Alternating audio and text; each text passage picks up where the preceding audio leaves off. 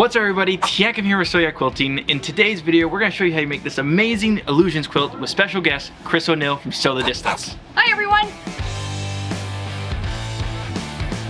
So now we're in the tutorial room to show you guys how to make this amazing quilt. It's not hard, but we have to be precise in what we're doing on this one. Most of the time, at least in our channel here, we try to do things loosey-goosey. This one actually has to be precise. So what we're going to start off with is we're going to cut off a couple of strips that are 8.5 inches. Perfect. Super simple. Down in the description below, guys, also is a PDF download, how this all works. Make sure you download that. It'll help out a lot. Now what size are you cutting? I'm going to cut an 8.5, but that's only relative to size of ruler that you have. You're going to need a 60-degree triangle ruler. Most of us have it in our rooms, but mine's an 8.5 inch. If you had a 12.5 inch, you could use that. You just cut to the biggest size. At least that's what we found to be the best. Okay. Just like so. Now, we need to explain something on directional prints to make that quilt that we saw in the beginning. Stripes are obviously directional. When we look at them and try to cut them out, they're going to be going up and down, right? But we also need some going the opposite direction. How we're going to achieve that is on our next cut. So I'll need that bolt one more time. Okay. I'm going to cut it the width of my triangle On this one. on the bottom there. Okay. And there's a little bit extra waste in this project, but again, you can use that for scrappy bindings. You can use that for a lot of different things. So my first cut was an 8.5 inch. My second cut is going to be a 10.5 inch. But again, it's determined by your ruler. Exactly. You know, so you can use different sizes just as long as you're doing the width of your ruler. And if you want to make it smaller, you could on this project, but to get the illusion that we're going for, you like to have a little bit extra big pieces here. So let's get on to the actual cutting of our triangles. And this is going to be the exact same for both of our colors, so it will be a two-tone quilt in the end. And I noticed you opened this up. We don't want to keep it double because we're lining up lines. Exactly. Right, okay. It's super important that we're not doubling things up. You got to cut them individually, but that makes the end process easier, okay? Spend a little bit more to save a little bit there. I want you to just line this up at the very, very bottom of the black line or the very, very bottom of the pink line. Doesn't matter which one you do, it just has to be exactly the same every single time, right? Perfect. I say we line it up with pink. Okay.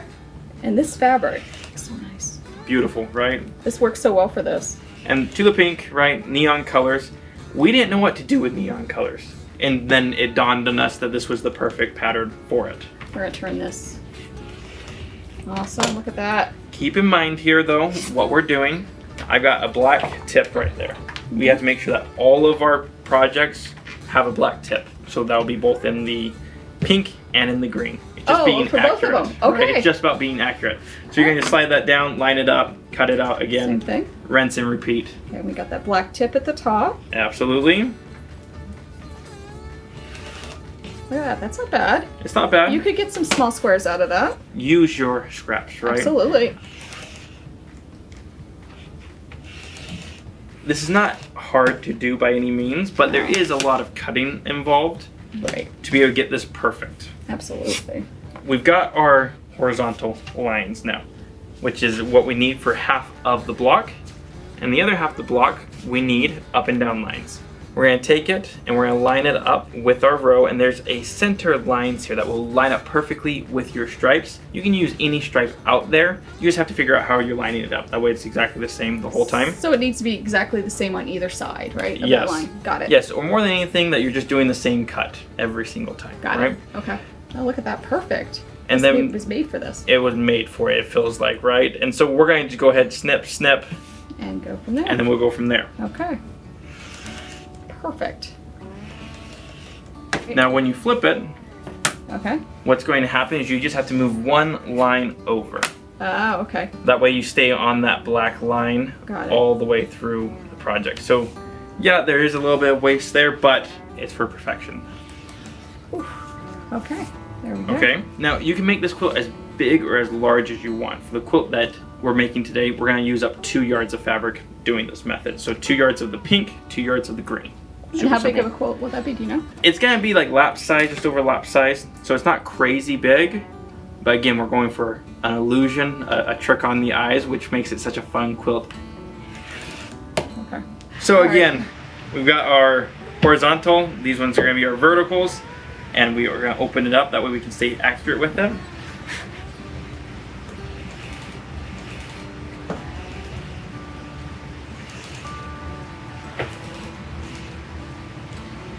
That's all the cutting, and it's just sewing after this. 100% sewing, which is so nice. We're gonna start with our uprights, or up and downs. Okay. And we're gonna just build it all out of one color. That way it's easier to see, and then we'll show them the two-tone version of it. Perfect. So this is going to go one on top, one on bottom. I'll let you go ahead and do that. Look now at you that. can see why that mattered, having that Perfect. perfect line. Then from here, we're going to just add these around, and then we're going to add on one on top. So you can see how we built a hexagon here.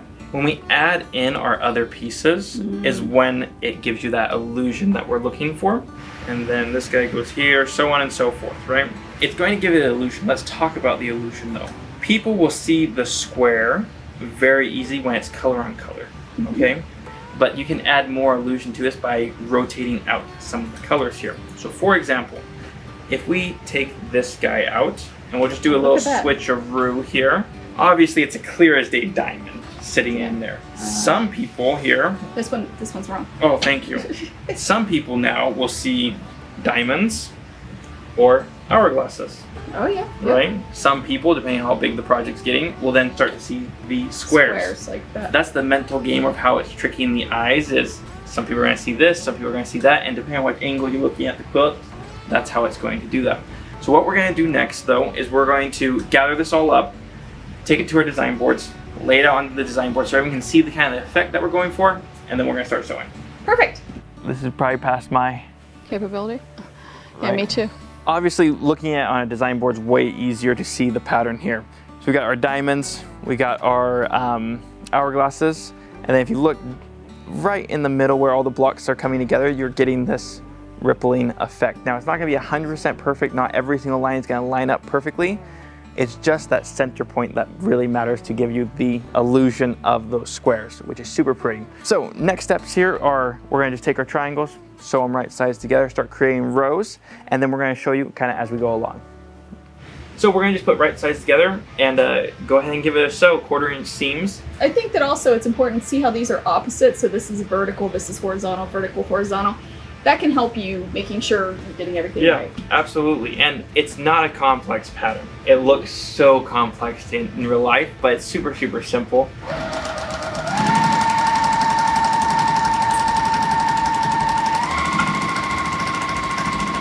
Super simple. Is this a bias edge? Absolutely, but it's not hard to work with, okay? Just take your time. Don't pull or stretch. Don't pull or stretch it. Let your machine do the work. As I pull and stretch. You know?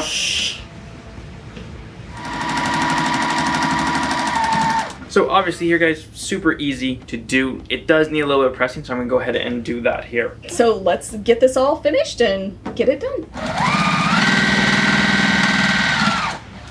So super cool here. Let's go ahead and get that out of there. So we've just finished off that last seam there. And as you can see, the quilt is coming together. It's so cool. It's such a beautiful, beautiful quilt. It is awesome. Now at this point, we're gonna give it a good, nice press, starch, and all that. And then we're gonna show you how you need to square up this quilt because it does have this kind of raggy end here. So let's take it over to the ironing board. What would you put on the back of this quilt? What would I put? See, I think you'd stay with the fun, and you probably could put like an Alice in Wonderland on there from Tula Pink. Fun, That would be yeah. a lot of fun because it's got that vibe. Are you a Minky lover? I do love Minky. I love Minky. Just because this is such a fun quilt, you might want to have one of those fun prints, those fun Minky prints. What we're gonna do is we're going to now show everyone kind of what we're looking at here. Okay. Beautiful, beautiful quilt. Now the effect is gonna be way more prevalent when it's up on the wall, obviously. But we're going to go ahead and trim this guy up. Now we don't have to worry about our bottom and our top edge. It's these sides that we need to take care of. Okay. So we're gonna just throw this around the corner. We're gonna straighten it out and lay it on top of itself. Oh, okay. We're folding it. Yeah, we're gonna fold it right over the top. Okay. So we just need to line up this top edge. Top edge, okay. What we need to do is we gotta cut this to be square, right? That makes sense. Yes. Now, what I always like to do with a project like this is I try to do it in one pass. We're gonna fold it one more time. Oh my goodness, you're brave. We love doing that. I'm going to cut. I'm going to leave a little bit of a void here. The reason being is because we can always trim up at the end once it's long armed and then get it perfect. Absolutely. But we're not going to send it to our long arm like this because that would be a nightmare for the yeah, to clip. yeah, Absolutely. And give it like more than a 1/4 inch, like 3/4 of an inch. Yeah, yeah, somewhere around there. And this right here is my lowest point. So okay. So I'm going to just take this like this. I'll do it just in case if there's a mistake, then we won't blame you. Thank you. I appreciate that. And then we'll do it to the other side as well. Cool. I'll give you the honors on this one. Oh, really? The stress, Yep. the pressure. There we go. Throw it right behind you, just like that. Burns. We'll open this up now. Oops, sorry. That's okay. We're starting to see the effect. Obviously, it still has a little bit of the diamond here on the side, but we're going to leave that. That way, when we're done long arming, it'll be absolutely perfect. So, at this stage, we're going to run this across the building to our in-house long armor. That way, they can get it all finished up for us, and we'll show you guys the final reveal. So, we just got the quilt back from our long armor, and it looks absolutely amazing. Let's hold this up so everyone gets to see it. Nice. Let's throw it up on the wall so they can get the full effect. It's a beautiful quilt. Okay.